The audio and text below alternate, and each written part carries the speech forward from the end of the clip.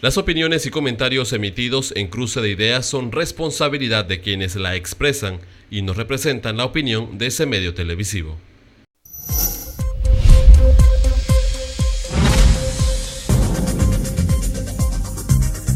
Buenas noches amigos de FTV, bienvenidos a una nueva entrega de Cruce de Ideas. Hoy, en nuestra edición de jueves 28 de junio, vamos a estar hablando sobre la violencia en sus diferentes ámbitos. Antes de entrar a analizar este tema, veamos el siguiente reportaje que ha preparado nuestro compañero Ramsés Betancourt. En los últimos años, los actos de violencia en Panamá han estado aumentando considerablemente y hasta abril de 2018, según un reporte del Ministerio Público, se han registrado 5.029 casos de violencia doméstica. De estos 5.000 casos, más de 900 fueron contra niños y adolescentes. Según este informe del Ministerio Público, el mes con mayor casos de violencia doméstica fue el mes de marzo, donde se reportaron unos 1.341 casos. Aunque diferentes instituciones buscan concienciar a la población panameña para evitar la violencia, los casos siguen incrementando día con día y eso preocupa a las autoridades, ya que se han registrado casos en donde unidades de la Policía Nacional han sido agredidas física y verbalmente. Según el reciente informe del Ministerio Público, 949 personas han sido condenadas por violencia doméstica desde el 2 de septiembre de 2011 hasta el 31 de marzo de 2018 en todo el país, siendo las provincias de Coclé y Veraguas, en donde se condenaron a unas 732 personas. Según informes, en el 2017 se pusieron unas 15.000 denuncias por violencia doméstica. Y para hablar sobre la violencia en Panamá se encuentra en la noche de hoy la doctora Carmen Martínez. Ella es asesora subregional de salud mental de la Organización Panamericana de la Salud. Bienvenida, doctora Carmen. Gracias, buenas noches. También está con nosotros Wisnik Ortega, conocida comunicadora social y abogada. Gracias por acompañarnos en Cruce de Ideas. Siempre a la orden. Y por último, también está con nosotros el licenciado Luis Ramírez, él es psicólogo. Gracias, Bienvenido. un placer estar aquí. Bueno, hablando de la violencia, visto como un tema de salud, ¿por qué el aspecto salud debe estar metido en este tema que es la violencia? Doctora.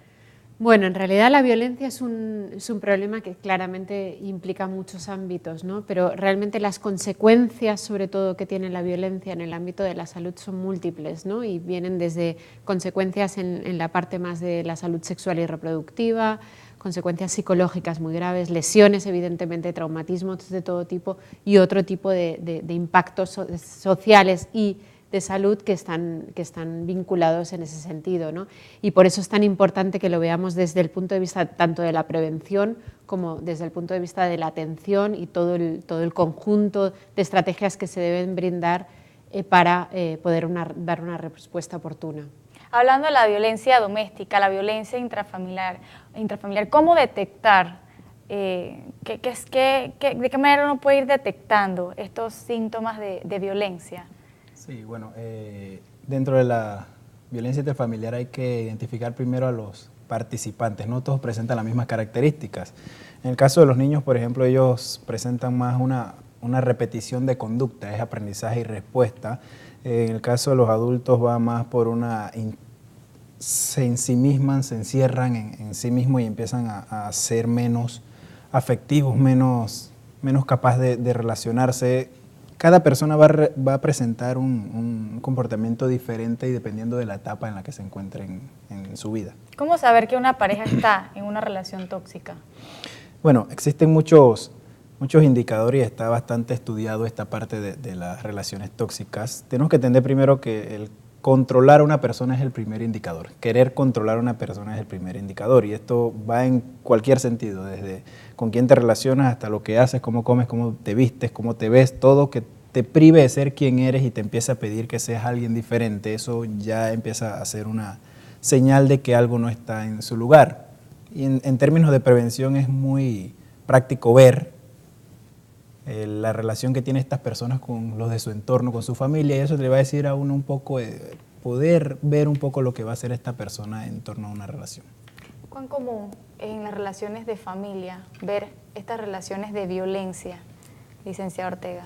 Saludos. Fíjate, hay un factor que determina ahorita la parte psicológica y me llamaba la atención porque resulta que esos elementos que debemos distinguir es un problema, porque lo confundimos con sentimiento, lo confundimos con amor, creemos que es un círculo en el cual debemos manejarnos porque hay mucha dependencia de una manera que no te das cuenta. Y es más común de lo que crees cuando la violencia ha llegado a participar incluso en tema de sexo, cuando es también violencia hacia el hombre. Creemos equivocadamente que la violencia doméstica solamente radica en el sexo femenino. Viendo el punto de que somos un país machista, pues son los hombres los que menos llegan a poner una denuncia de violencia doméstica, dado que el tema del machismo no se los permite. Y es también este argumento utilizado para tratar de romper una relación que viene ya con vicios de que no puede solventarse y seguir adelante, dado que el Código de la Familia y el Menor, en este caso en los divorcios, no permite disolver el vínculo del divorcio simplemente por diferencias irreconciliables. Entonces tengo que inventarme una causal, diría la persona afectada, para poder salir de ese matrimonio tormentoso que no me preocupé por verificar antes de casarme y que necesito salir ya. Y la inmediatez te la brinda el sistema penal en materia de una supuesta violencia doméstica. O sea, que se podría estar simulando ser víctima de violencia cuando en realidad no se es víctima de violencia. Fíjate, yo para poder eliminar ese vínculo. Claro, y fíjate que yo no me atrevería a decir que estamos simulando. Yo me puedo referir a las cifras del Ministerio Público, que maneja una gran cantidad de procesos de violencia doméstica impetrados y que al final del camino, en el grado de sexo, siendo la mujer supuestamente la víctima, se prueba claramente que no llegan a ningún lado. Siempre se desiste o tienes como una supuesta víctima, tienes 5 o 6 procesos de violencia doméstica que no avanzaron o que simplemente fue con la opción de buscar una medida de protección. ¿Qué busca la medida de protección? Desalojar al agresor. En ese sentido, no importa quién es el sexo, yo lo que quiero es que, como el divorcio en este momento no me lo pueden conceder porque las causales no se ajustan y la mínima dice que yo tengo que permanecer 2 años casada con ese individuo, más rápido me sale decir que me gritó, que me pegó o quién sabe qué, porque mientras la argumentación, mientras la posición penal investiga, ya han pasado los 6 meses que tienes derecho a la medida cautelar. Entonces, hay que hilar muy delgado porque eso también nos ha llevado a lo que es la ley 82 de femicidio. ¿Cómo podemos saber si una persona se está haciendo pasar por víctima, hablando de este tema? Bueno, ese es un punto bastante difícil de analizar. De verdad existen algunos casos, tal vez no lo general, pero existen casos, por ejemplo, en España. Casualmente veía hace algunos días unas investigaciones sobre denuncias falsas, que se hacen muchas denuncias falsas por el criterio que hay de proteger. Tristemente se protege más a un sexo que al otro, entendiendo que uno es más débil que otro cuando en realidad no es así. Entonces, no se puede pasar por algo más que por la evidencia. Realmente tiene que pasar por un criterio de evidencia porque el que lo resuelve al final es un término legal, no es un término psicológico o la interpretación de alguien, sino un término legal, y al ser un término legal debe basarse en lo que se pueda demostrar, y eso es bastante complicado en algunos casos, así que no te podría dar un punto único de decir que esto es lo que se necesita o lo que se ve. Yo quisiera aportar algo ahí, porque resulta que la gente que está siendo víctima, cualquiera que sea el sexo, llega muy molesta porque es un proceso demasiado largo y tedioso. Y cuando llegas a la conclusión, puedes que la medida de esa conducta penal sea una medida curativa, y una medida curativa que debe ser supervisada por el órgano judicial. En virtud de que tenemos temas de recursos humanos que no nos acompaña, ¿quién revisa esa medida curativa? Si la persona que ha sido agredida no es la que está pendiente de que esa señora o ese señor, para no caer en sexo, es el que está cumpliendo con la medida curativa, el Estado no se da cuenta. Entonces hay un incumplimiento de una sentencia en virtud de que no estás acudiendo, cuando hablo de medida curativa hablo de acudir cierto tiempo a un psicólogo que te evalúe y que al final diga que tú has tenido por lo menos una alta en control de la ira. Doctora Martínez, hablando de la violencia contra la mujer, contra el hombre, ¿cuáles son las formas que adopta la violencia contra cada uno de los sexos? ¿Son iguales para cada uno de ellos? No, evidentemente hay diferencias claras en cómo realmente se gestiona realmente la violencia en un caso y en el otro. Hay diferencias de sexo, está claro. Normalmente la violencia hacia el hombre va mucho más ligada a una violencia criminal o a una violencia por conflicto armado, ¿no? Mientras en el caso de la mujer está mucho más vinculada precisamente el primer tipo de violencia de la mujer que llega, o sea, a partir de los homicidios en los casos de mujer, en el 40%, cuando hablamos de cifras mundiales incluso, viene dado por la violencia de pareja, así que es la violencia de pareja y la violencia sexual en cualquiera de sus formas, es decir, sea en el interno de la propia pareja o sea por personas de la comunidad, etcétera, son como las dos formas principales en el caso de la mujer, o sea que en ese sentido hay claras diferencias. Y luego si pensamos más en la infancia también habría algunas más específicas que evidentemente tienen mucho que ver sobre todo con el maltrato, ya sea por parte de la persona que tiene algún tipo de vínculo de poder, un vínculo de autoridad, de confianza, etcétera, por parte del menor o en el propio seno, por ejemplo, del escolar, ¿no?, en el que tenemos el bullying, etcétera, otros tipos de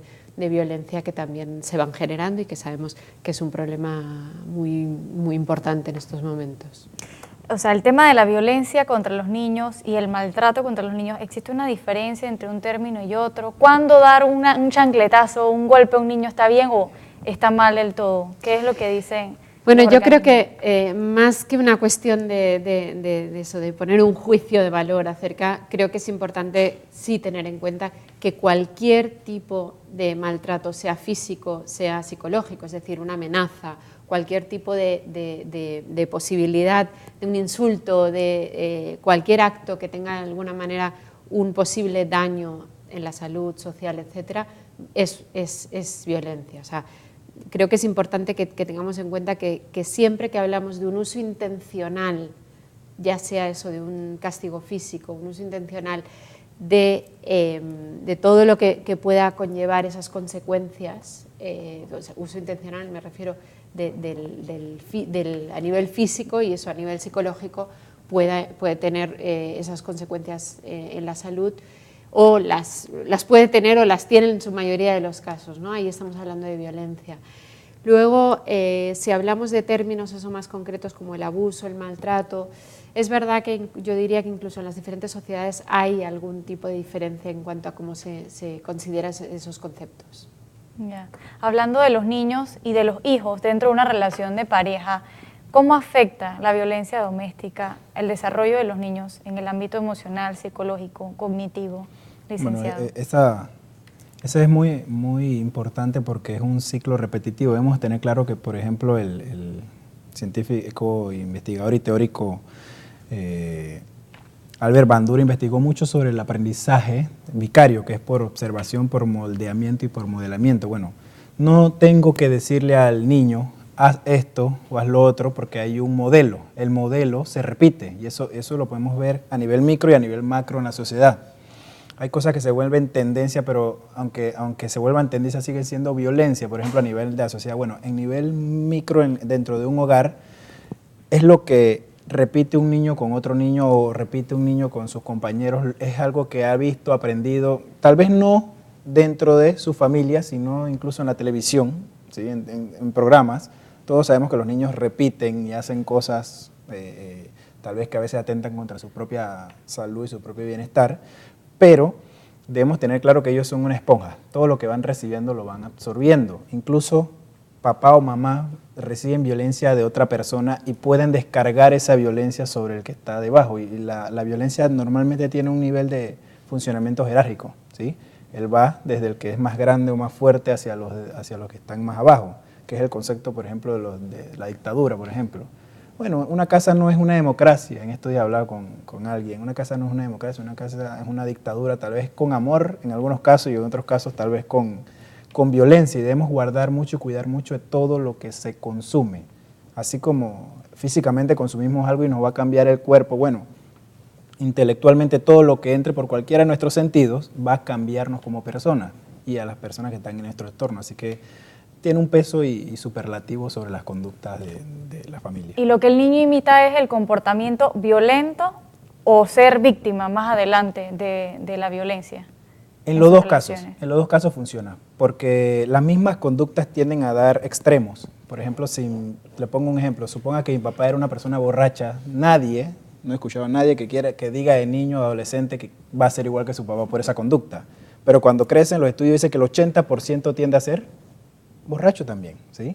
El 20% de repente se sale de la norma y se va al lado contrario, ¿sí? Bueno, esto es algo que es en todas las conductas, no solamente, por ejemplo, ahora puse el ejemplo del alcohol, pero también pasa en la violencia. te puedes ir a cualquiera de los dos extremos. Y si algo que debemos tener claro es que nosotros nos habituamos rápido a las cosas. El humano tiene una capacidad de adaptarse impresionante a lo que sea.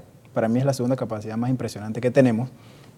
Y nos acostumbramos incluso, gente se acostumbra a vivir en zonas de guerra, gente se acostumbra a vivir en zonas de desastre, gente se acostumbra a vivir en violencia. A mí me tocó trabajar mucho con niños que sufrían algún tipo de violencia cuando trabajé en el Instituto Nacional, que todo el mundo conoce la escuela y los niños que van ahí de qué área son. Bueno, ellos lo van a repetir porque es lo que consumen todos los días. Todos nosotros repetimos lo que vamos consumiendo. Bueno, en términos generales esto es algo que tenemos, y de verdad tenemos que tener mucho cuidado de lo que rodea nuestro ambiente y a las personas que queremos. Licenciado Ortega, ¿cómo la ley panameña define la violencia intrafamiliar? ¿Cómo saber que estamos frente a la violencia? ¿Cómo decirte que nosotros trabajamos con sanción más que con prevención? Es una cosa absurda, pero que creen erradamente que hemos encontrado en virtud de sancionar a las personas, pues la forma, y en todos los aspectos trabajamos con sanción y no con prevención.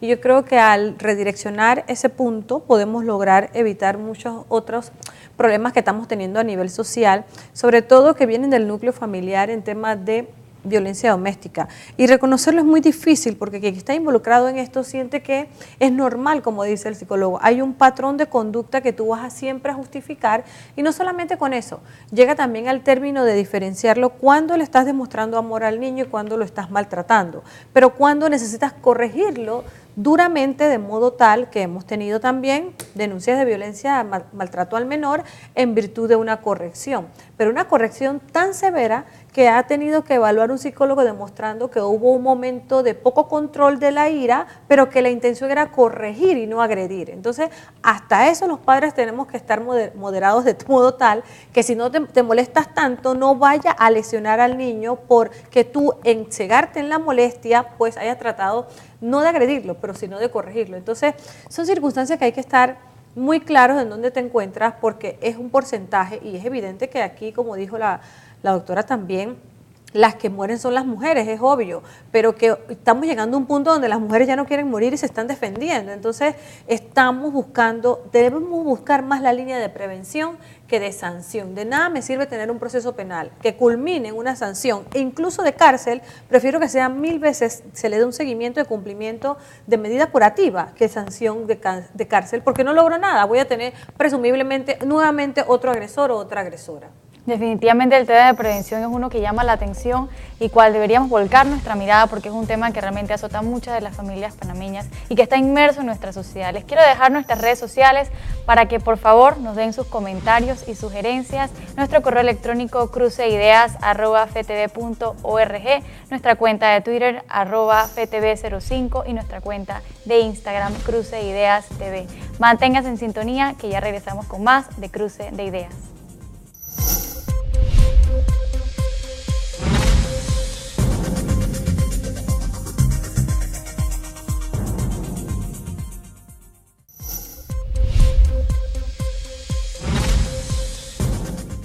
Estamos de vuelta en Cruce Ideas, hoy hablando sobre la violencia con nuestros invitados y la licenciada Ortega nos hablaba en el bloque anterior sobre la prevención de la violencia y lo mucho que nos falta como país para poder realmente lograr que este tema deje de ser uno tan candente que se viva en el día a día. Es que yo creo que no solamente ese tema, muchos temas nosotros tenemos la cultura y la tendencia, como tenemos la cultura, por darte un ejemplo, de no leer, tenemos la cultura de pensar que pues con las sanciones más severas vamos a lograr entonces que la gente pues haya algún tipo de prevención o que la gente deje de actuar de esa forma.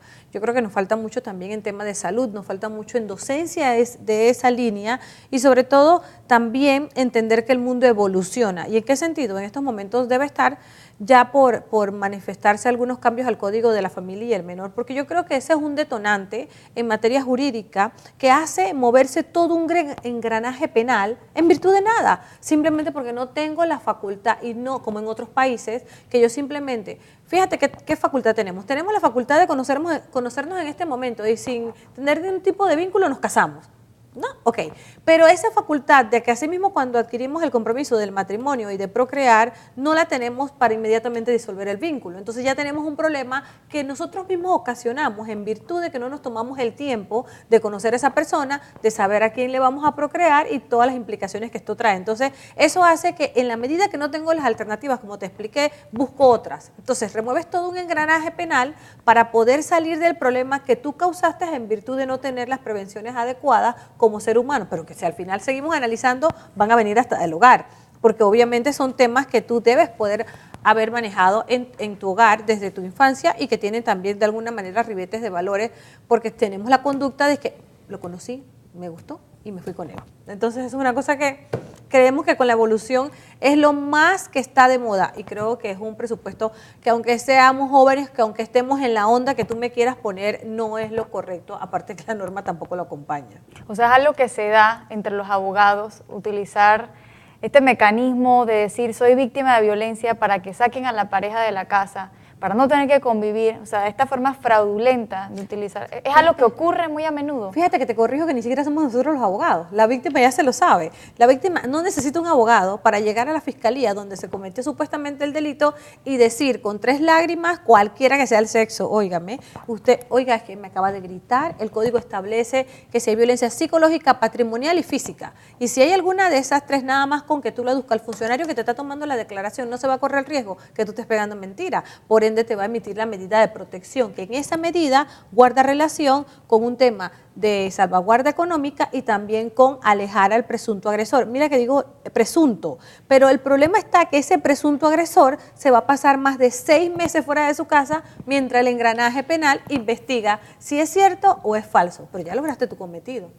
Y luego, si es falso, ¿quién lo reintegra a su casa? Lo reintegra la misma jurisdicción a través de los jueces de paz de justicia que antes se llamaban corregidores, pero fíjate lo complicado que es que si hay niños y esa persona no están casadas, porque la violencia doméstica no requiere del vínculo del matrimonio en sí, requiere nada más de la convivencia de hecho, y siendo así, entonces vienes a traumar otra vez al círculo de la familia porque ahí se encuentran los niños viendo el desalojo o el reintegro del padre supuestamente agresor.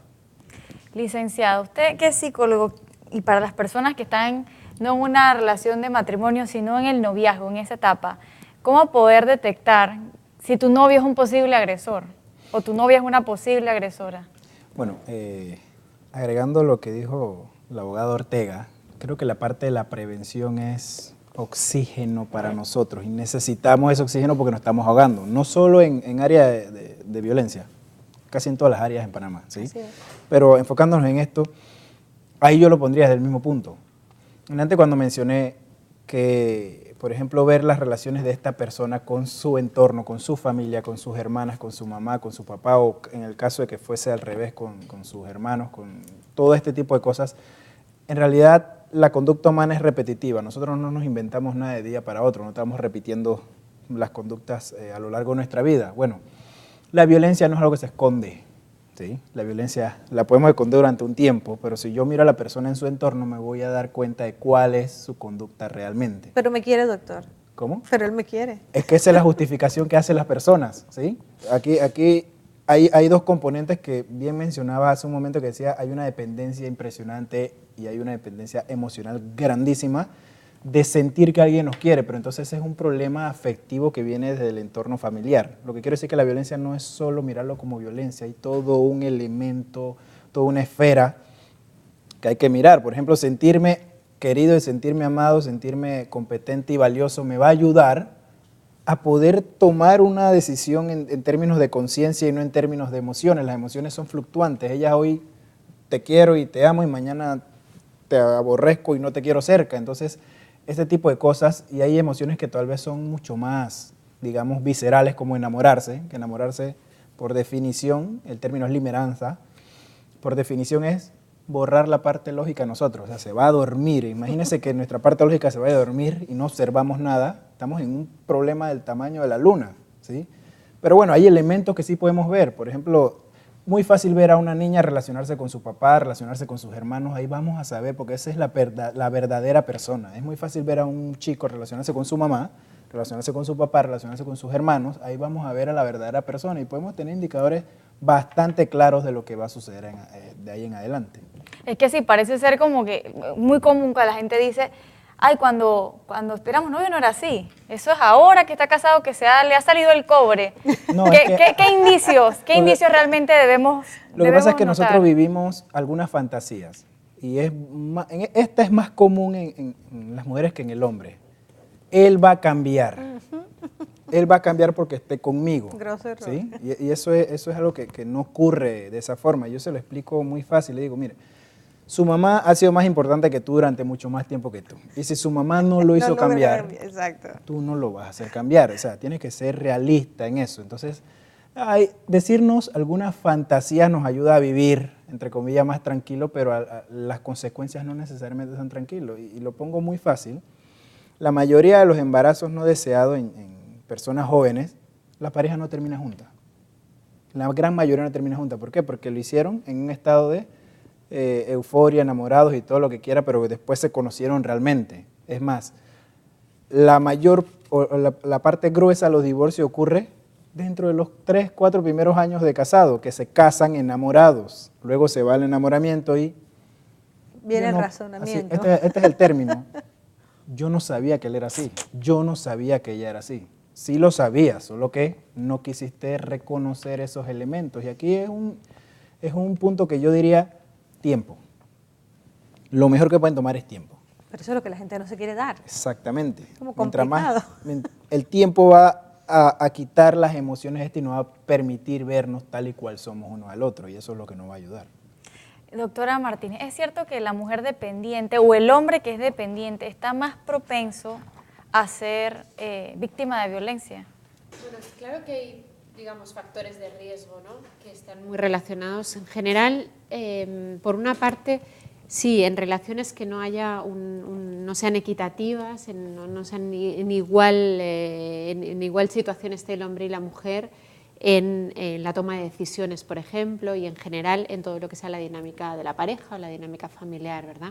Pero también ligado a eso está la falta de comunicación o la comunicación y en general las relaciones que sean ya conflictivas, ¿no?, como estábamos hablando. Entonces, claro, todo eso son factores que tienen que ver entre las relaciones de las personas que son claves en favorecer, digamos, que surja la violencia.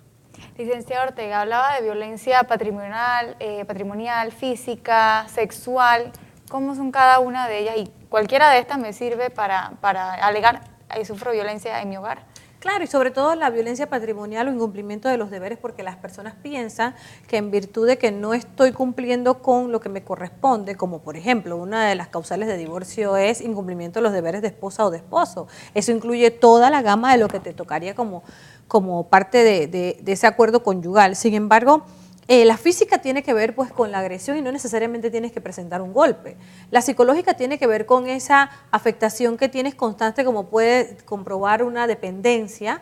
Y la económica es que quiero ejercer sobre ti un control en virtud de que yo soy el que lleva, pues provee el hogar de todos los elementos necesarios y que pues hace a lo largo de esa relación una dependencia de modo tal que te hace sentir que si me voy, se acaba el mundo y tú no eres capaz de salir adelante. Entonces, estos 3 modos de violencia están acreditados en el Código Penal en virtud de violencia doméstica y luego llega entonces lo que es violencia o maltrato al menor. Pero a mí me preocupa esto desde el punto de vista de que nosotros tenemos que seguir trabajando buscando alternativas de prevención. Y fíjate, algo bien cómico que ocurre y seguro le pasará también al psicólogo. Las personas cuando se casan o cuando tienen una relación que viven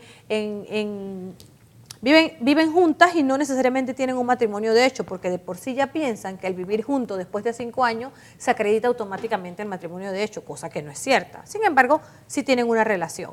Pero decirle a esa persona luego cuando llega a donde el doctor o cuando llega a nuestro consultorio buffet indicando que esta persona le agrede y esta persona es lo peor del mundo, buscando que el psicólogo descalifique a esa persona y tú dices algo que en realidad no lo descalifique, estás en un problema. Atención sobre eso, porque ¿qué resulta? Que hacerle ver a esa persona que la descalificación dependía de ella y no de nosotros como profesionales que estamos tratando de resolver un problema, ya te representa un problema. Hasta eso hay que cuidarlo, porque quien es responsable de que esa situación se esté dando no somos nosotros como profesionales, son ellos que en virtud de las consecuencias han llegado a ese problema. Entonces, el llegar, te voy a poner un ejemplo, al llegar a una audiencia y saludar a la contraparte, hola, ¿cómo está? Es un problema. ¿Y usted por qué le habla a él?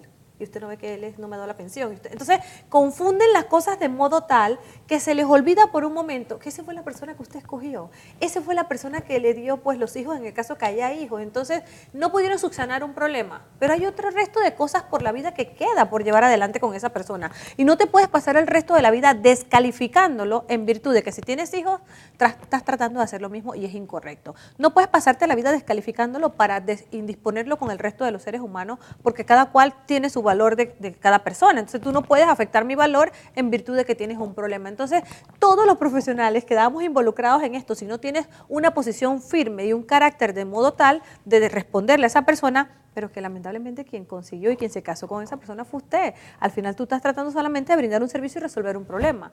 Eso es bien complicado en materia de familia. Y créeme que nosotros tenemos que trabajar también en hacer docencia y nosotros los abogados ser también bastante psicólogos. En este proceso donde se da tanta descalificación de una parte a la otra, los niños sin lugar a dudas deben quedar muy afectados. ¿Qué hace el Estado o qué puede hacer el Estado para poder apoyar a esos pequeños niños que quedan tan dolidos de ver a sus padres atacándose de esa manera? Fíjate, si depende de mí y sobre todo del círculo que yo manejo, normalmente en este tipo de procesos que tiene que ver con familia, la última posición de nosotros como bufet es llegar al conflicto. Puede llegar a un conflicto muy complicado, pero todo el mundo que sabe que yo estoy en el medio siempre he tratado de mediar y queda como constancia algo por escrito, porque siento que al final del día los niños son los lesionados y son los que van a vivir las consecuencias de esos errores de los papás.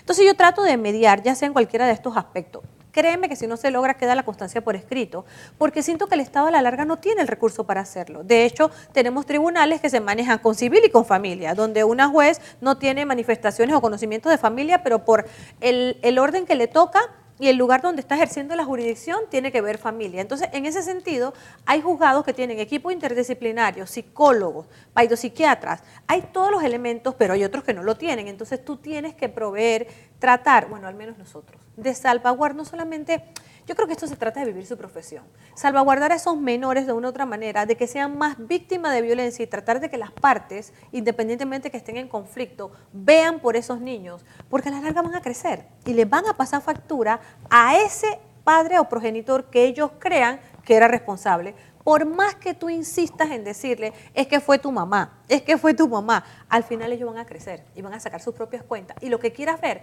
es consecuencia de lo que tú hiciste. Sencillo, te pongo un ejemplo. Una señora que llega a la oficina diciendo que no sabe qué hacer con su niño de 14 años y que delante de nosotros le pega 3 gritos. Nosotros no somos responsables de eso.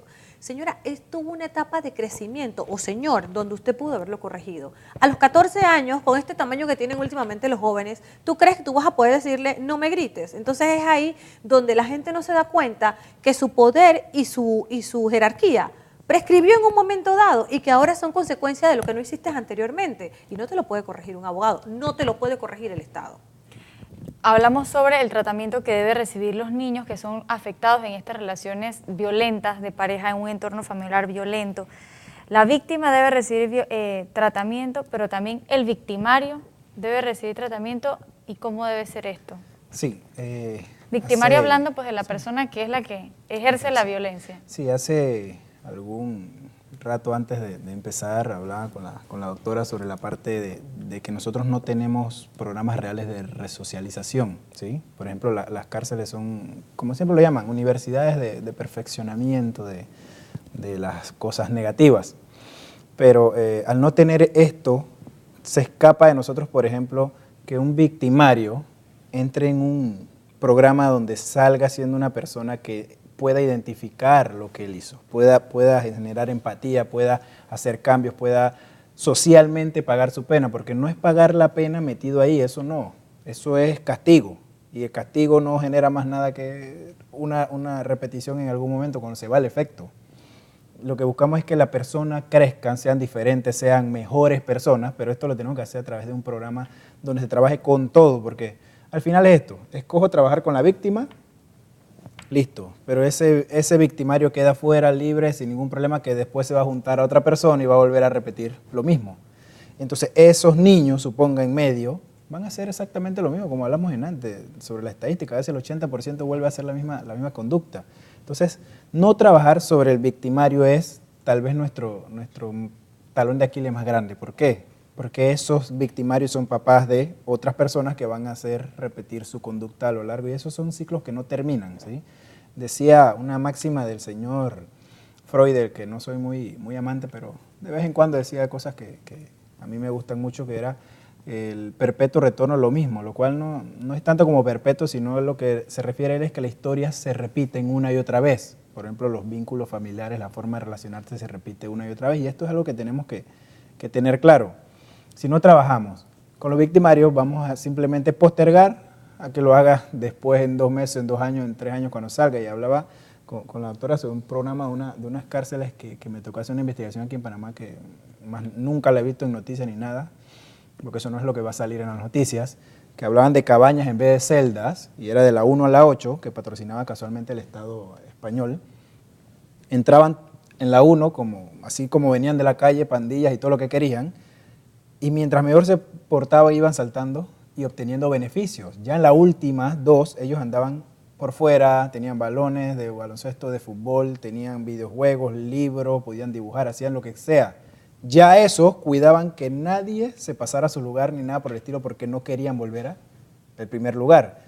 Allá, ya ellos decían, yo no pertenezco a ninguna pandilla, eso nunca me dio nada. Eso no, yo nunca sentí ni aprecio ni amor como el que ahora siento, porque, recibiendo cosas se siente que son valorados por lo que hacen, valorados por quién son, y no que tienes que ganarte el amor por medio de favores que tal vez van en contra de su propia forma de ser. Y eso es algo que nos falta a nosotros en términos generales. Deberíamos aplicarlos también en la de adultos, digo yo, ¿no? Pero bueno, en conclusión, cuando hablaba con la doctora le decía que lo que pasa es que nosotros, quienes gobiernan, no miran las cosas desde un punto de vista de ciencia, sino desde un punto de vista totalmente económico. Miren quiénes han sido nuestros presidentes, se dan cuenta que son economistas normalmente, ¿no? No son personas que lo miran desde un punto de vista de prevención primaria ni intervención en hacer crecer a la persona, sino desde el punto de vista punitivo, que era nuestro sistema penal, por ejemplo, original, siempre ha sido punitivo, entonces no se traspola a todas las áreas de la sociedad. Interesante, sí, doctora. Sí, yo quería decir que esto me parece interesante respecto al tema de la prevención, ¿no? Que decíamos. En la prevención muchas veces pensamos, y evidentemente es necesario trabajar en la prevención desde los niños chiquitos, ¿verdad? En la escuela, e ir trabajando en los diferentes grupos de edad y en los diferentes sexos, evidentemente, hay múltiples estrategias, pero muchas veces pensamos solo en la prevención respecto a que ocurra por una primera vez, ¿no? Sin embargo, es fundamental que tengamos muy claro que en la prevención también estamos hablando en que no vuelva a recurrir, ¿no? Que no vuelva a ocurrir otra vez sea el mismo tipo de violencia o otro, no importa.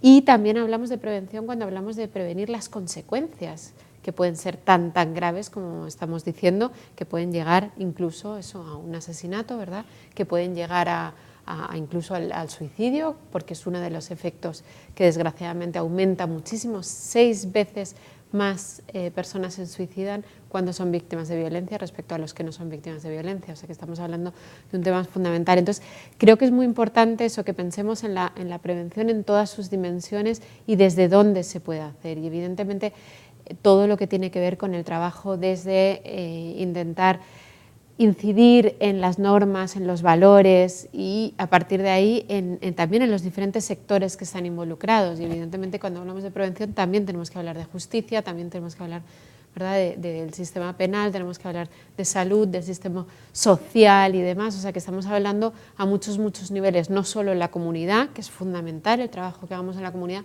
pero también con todos esos sectores que están relacionados. Queremos seguir conversando sobre las consecuencias y las secuelas que trae para largo plazo la violencia, y sobre un convenio que se firmó recientemente para prevenir violencia contra los hombres. Esto después del cambio comercial. Les reitero nuestras redes sociales: Cruce de Ideas TV es nuestra cuenta de Instagram, @FTV05 nos encuentra en Twitter, y nuestro correo electrónico cruceideas@ftv.org. Ya regresamos.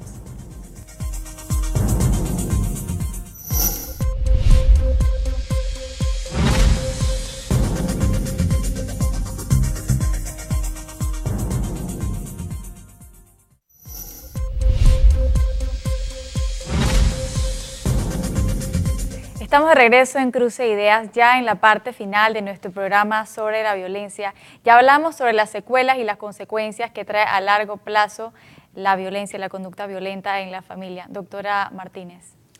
Bueno, las consecuencias evidentemente dependen también del tipo de violencia y recordemos que hablamos de violencia física, pero también hablamos de violencia emocional o psicológica, hablamos también de la negligencia, de cuando no se está dando los cuidados, por ejemplo, en el caso de la infancia, no se están dando los cuidados que se deben de dar para la infancia. Entonces, en las diferentes, y la violencia sexual, que no sé si la mencioné, en los diferentes tipos de violencia vamos a tener diferentes tipos también de consecuencias, pero algunas son comunes. Cuando hablamos del daño psicológico que puede haber, por ejemplo, lo más habitual en las víctimas de violencia es que se pueda generar depresión, ansiedad, insomnio, que pueda haber incluso trastornos como el trastorno de estrés postraumático, que es un trastorno que está más relacionado con situaciones traumáticas como tal, ¿no? Muy comunes en la violencia. Pero también estamos hablando de un riesgo alto de, como comentaba anteriormente, de suicidio, de autolesiones en general. Desde luego, una consecuencia muy habitual es precisamente la perpetuación de la violencia, el volver a ser agresor, ¿verdad?, en el caso de haber sido agredido. Y podemos hablar también de otras consecuencias de la salud como enfermedades de transmisión sexual, VIH, estamos hablando también de cambios también en el comportamiento como el uso de sustancias, de drogas, el alcoholismo también es una de las consecuencias bastante habituales, se duplican los casos de alcoholismo, por ejemplo, en las víctimas de violencia. Y el tabaquismo incluso, y todo esto muchas veces puede llevar también a consecuencias más graves de problemas cardiovasculares, incluso cáncer y otro tipo de enfermedades que no serían infecciosas, digamos, ¿no? Y que son al final situaciones de la salud crónicas. Y desde el punto de vista también de la salud sexual y reproductiva, muy habitual en los casos de violencia sexual, pero también incluso en otros casos de violencia física y psicológica también pueden haber casos, por ejemplo, aumentan los abortos, aumentan incluso los casos de problemas con los bebés al nacer y aumentan todo tipo también de enfermedades transmisibles y demás, como comentaba. Licenciado Ramírez, la violencia no es algo estático. Puede ser violento un día, pero al día siguiente no estar tan violento. Y a veces uno se confía y piensa, no, él no es así. Fue su momento que él se puso bravo, pero realmente él es tranquilo. ¿Cómo es ese ciclo repetitivo de la violencia? Bueno, pensaba cuando dijiste estático, pensé hasta que me leíste la mente. Estaba pensando casualmente que el humano es un ser dinámico, no es un ser estático, y las cosas pueden hoy parecer algo y mañana cambiar. Ninguno de nosotros puede asegurar algo que no vaya a ser, nada más necesita las condiciones y el motivo adecuado para hacerlo, ¿sí? O sea, todos nosotros tenemos la capacidad de ser violentos, ¿de acuerdo? Ahora, el gran problema es que nosotros hemos institucionalizado la violencia. Y ponía el ejemplo en antes, los 2 diarios más vendidos de Panamá, los 2 presentan, su portada es una portada de algo violento y en serio, ¿sí? Nosotros la hemos institucionalizado porque todos la consumimos. Son entre los 2 cerca de 130.000 diarios al día que se venden. Entonces, la hemos hecho parte de nosotros, la hemos abrazado tanto que ya ni siquiera nos damos cuenta lo que es violencia, ¿sí? Entonces, lo que usted menciona, yo hoy no necesariamente tengo que ser violento, pero si tengo el motivo lo voy a hacer. Y esto no es para justificar absolutamente a alguien, sino que perdemos, incluso por el tipo de sociedad en que vivimos. Se los pongo así. Suponga que me levanto a las 4 de la mañana, vivo en Tocumen, cojo 2 horas y media de tranque o no sé cuántas horas de tranque para llegar al trabajo a las 4, salgo a las 5, para llegar al trabajo a las 8, salgo a las 5, y para regresar no son 2 horas y media, tal vez son 3 horas y media o 4 horas. La misma frustración que yo cargo me hace responder de una forma diferente ante las mismas situaciones. Entonces, voy a responder de una forma más agresiva. No necesariamente significa violencia física, pero voy a ser más agresivo en mis respuestas, en mi trato. ¿Quién tiene ganas de relacionarse, hablar, conversar o escuchar que por ejemplo, no, hoy suspendieron a tu hijo. Después un día de estar en eso, ¿qué me vas a decir que suspendieron? ¿Con quién me voy a desquitar? Entonces, es una cuestión también de autocontroles, Sí, porque también tenemos que tener claro eso, las personas tienen que tener una capacidad de postergar, de autocontrolarse, que por la misma sociedad tal vez ha disminuido, que eso es lo que le llaman en los medios de comunicación normalmente la tolerancia que debemos tener en la calle. Ahora incluso vimos la semana pasada a alguien que disparó desde un carro, a ese grado hemos llegado, ¿no? Por una discusión. Bueno, no puedo decir que toda la violencia que aparezca es por ciclos de violencia, a veces es situacional y eso tampoco es lo más raro del mundo. Todos, como le dije, podemos llegar a ser violentos y en la sociedad en la que vivimos, consumiendo esto diariamente, es bastante común que ocurra. Mañana, y más nunca tal vez presente yo un episodio de violencia, pero en ese momento me agarraron justamente en el instante y voy a parecer tal vez el más malo de todos los malos, pero simplemente fue un evento situacional y es bastante complicado diferenciar uno de otro, ¿no? La historia es lo que puede diferenciar uno de otro, la historia de la persona. Licenciado Ortega, ¿a dónde debo acudir si soy víctima de violencia intrafamiliar?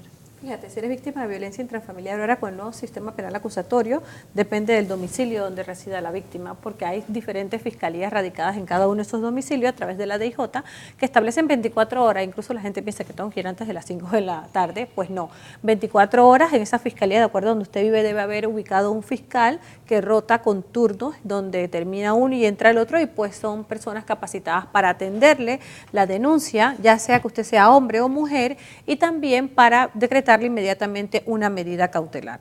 Recuerde también una medida preventiva de protección. Recuerde también que cuando usted hace una denuncia, usted tiene la responsabilidad de probar los hechos que usted está denunciando, y lo más importante es que usted no puede ahora en este momento pretender, luego de que le dan la medida y pasan los 6 meses que ejerce la medida, pues desistir, porque ya el sistema lo toma como una persona que está utilizando el engranaje, y cuando vuelve nuevamente y supongamos que sea cierto, pues ya no te cuesta mucho más probar los hechos en virtud de que no seguiste con la denuncia. Y eso también que se da muchísimo de que, ay, es que ya él me convenció, le dicen al funcionario de instrucción, y de verdad que yo no quiero problemas, yo no quiero, no preguntan ni siquiera a dónde puede llegar ese proceso, porque fíjate, si la educación se diera de modo tal que el instructor le dijera, mire señora, si usted continúa con el procedimiento, esto va a llegar a una medida curativa, e incluso hay procedimientos también que miden que mientras está el desistimiento, el hombre o la mujer que haya sido el posible agresor vaya y se mantenga durante todo el proceso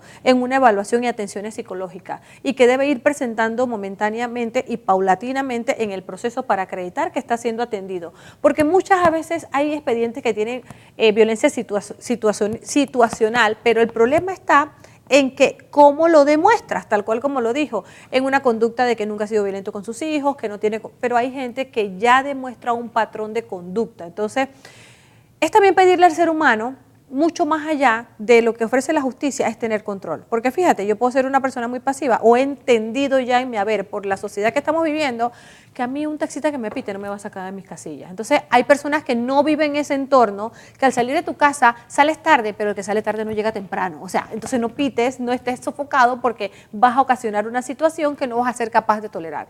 Y yo le aplico esto a mis clientes y a mis usuarios de esta forma. Si usted tiene una condición que lo va a poner en riesgo, es un momento rápido donde usted tiene que pensar, si me bajo del carro y pego 3 gritos, ¿qué pasa? Y si no me bajo, ¿qué pasa? Entonces usted tomar la decisión de cuál le conviene más. Y como están las cosas en nuestro país, la gente está entendiendo, sí, escúcheme bien, que la justicia está en las manos de uno, y eso no funciona así. No está en las manos de uno, uno tiene que tener el control como persona, y sobre todo porque al final el que va a subir y bajar escalera es uno. Y nada más el hecho de contratar un abogado para que te represente y para que diga que no eres culpable o que lleve el proceso, señores, representa gasto económico. Entonces tenemos que controlarnos. Y yo también siento que al final no es que todo se lo dejemos al Estado. Si bien es cierto, el Estado no ayuda, porque la gente está entendiendo que tengo que causar un problema.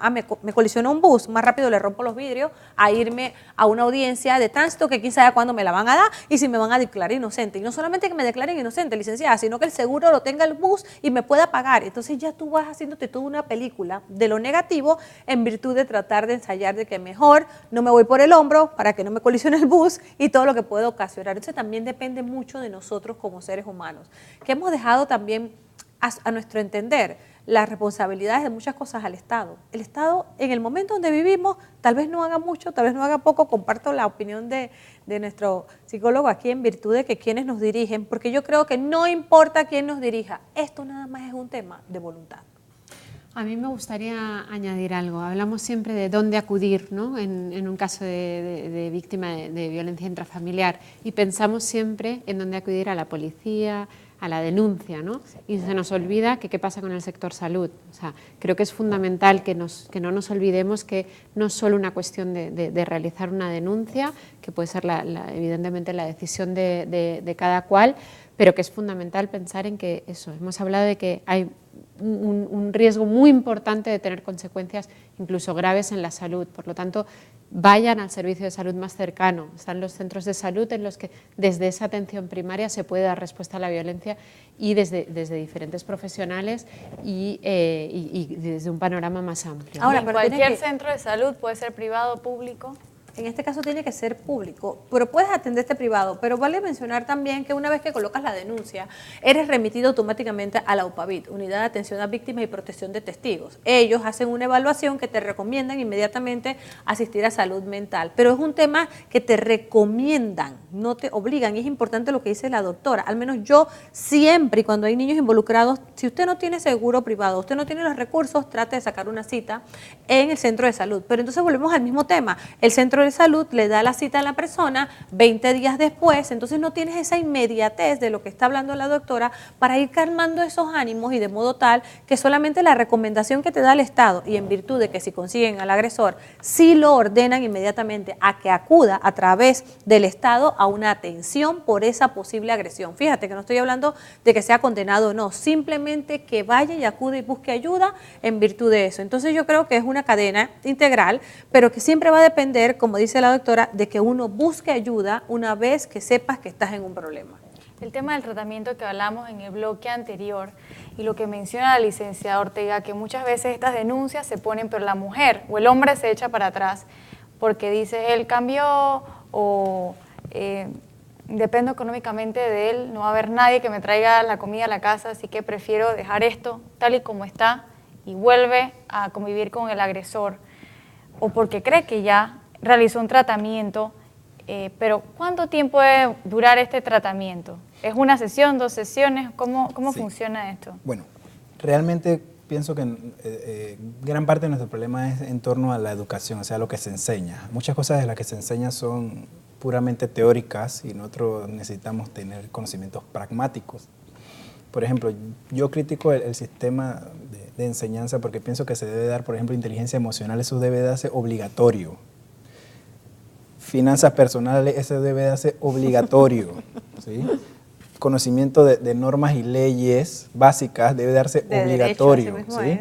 Ornato debe darse obligatorio, y civismo. Para mí esas 5 tienen que darse obligatorio, no puede sacarse del sistema. ¿Por qué? Porque eso es literalmente el fundamento de lo que es una persona productiva y funcional en la sociedad. ¿Y por qué emocional? Para que no se autosabotee, que es lo que casualmente estamos hablando, ¿no?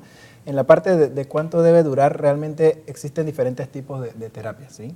Pero la más corta, que se llama terapia breve, intervención breve, que digamos que es como terapia, dura entre 8 y 12 sesiones. Eso significa 8 y 12 semanas, significa cerca de 3 meses.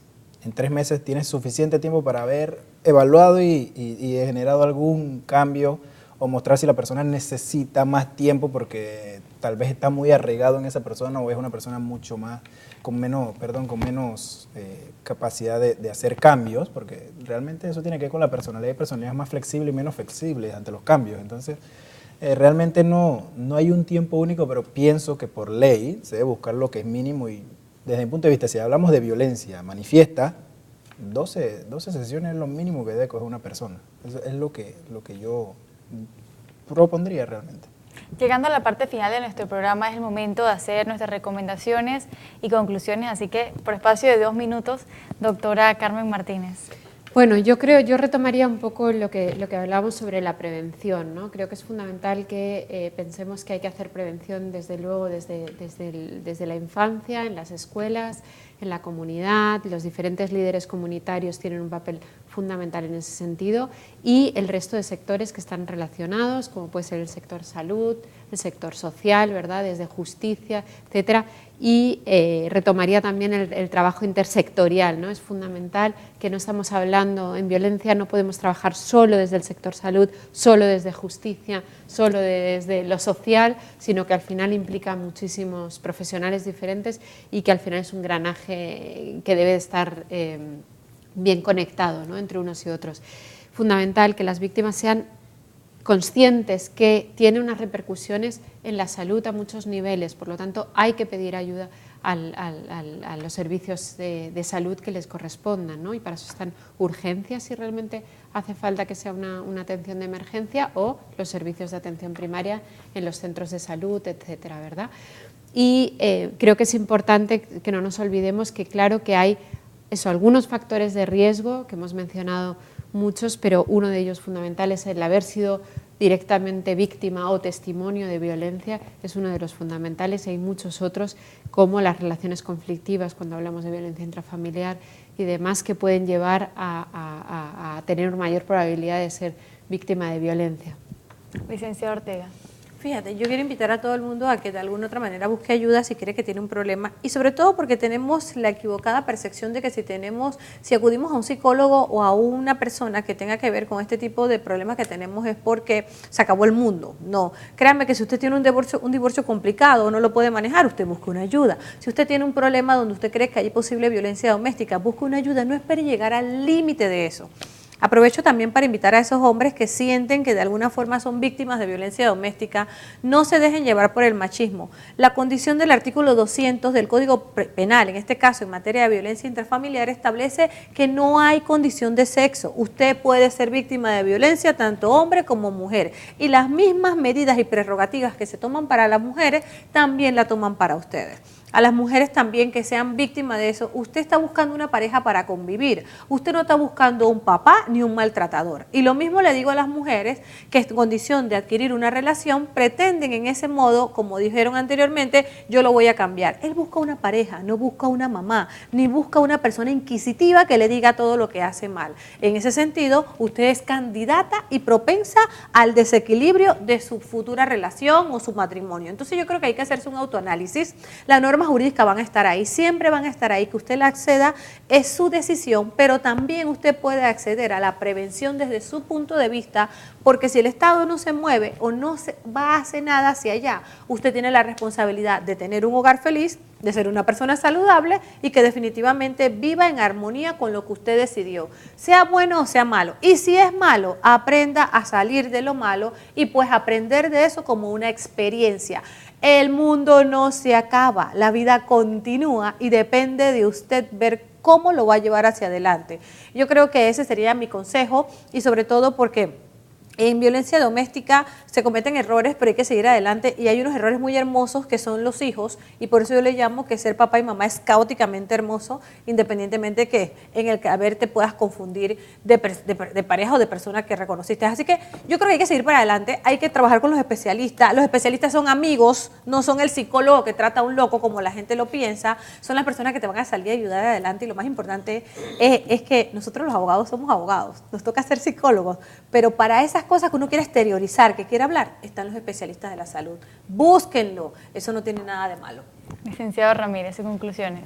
Sí, bueno, yo quiero partir de algunas analogías, ¿sí? Lo primero que yo trato de enseñarle a cualquier persona con la que trabajo o que hago algún tipo de presentación es que nadie puede dar algo que no tiene, ¿sí? Nosotros en la sociedad esperamos que todo el mundo cambie, pero nosotros no somos los primeros que damos el paso. Vivimos tal vez todos con miedo de ser los primeros que damos el paso. Creo que tenemos que atrevernos a ser diferentes, a dar lo que esperamos recibir. La vida funciona desde ese punto de vista en gran parte. Otro punto importante es, a mí me gusta mucho leer el libro de, por ejemplo, El arte de la guerra. Él al final es un libro de guerra y de conflicto, pero lo primero que enseña él es que entrar en un conflicto es una pérdida. O sea, si inviertes un segundo de tu vida es algo que no vas a poder recuperar. Así que lo más sano, hablaban, por ejemplo, en el tráfico, que ahora mismo es caótico.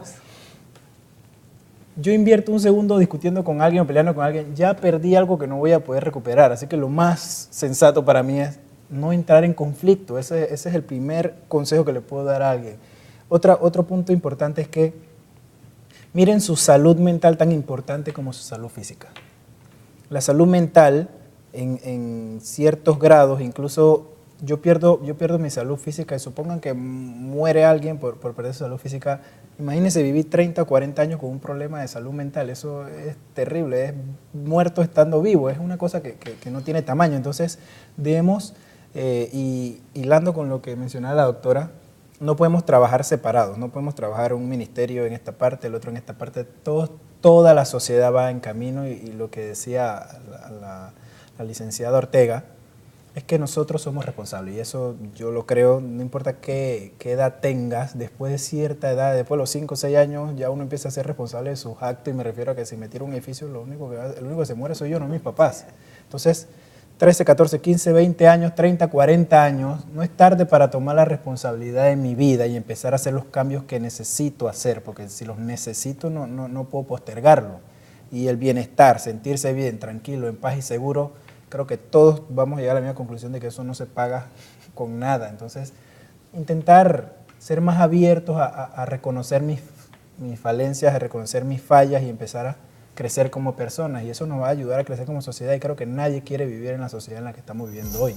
Muchas gracias, licenciado Ramírez, doctora Martínez y licenciado Ortega, por participar en esta entrega de Cruce de Ideas hablando sobre la violencia. Les reitero nuestras redes sociales, Cruce de Ideas TV nos encuentra en Instagram, en Twitter, @FTV05, y nuestro correo electrónico cruceideas@ftv.org. Que tengan todos muy buenas noches.